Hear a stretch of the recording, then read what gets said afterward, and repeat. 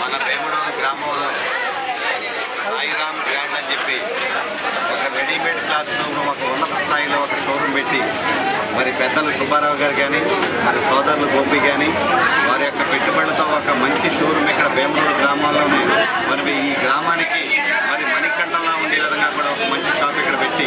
నా చేత ఓపెన్ చేయడం చాలా సంతోషదాయకం. అలాగే వేమడోలు గ్రామం కానీ వేమడోలు జంక్షన్ కానీ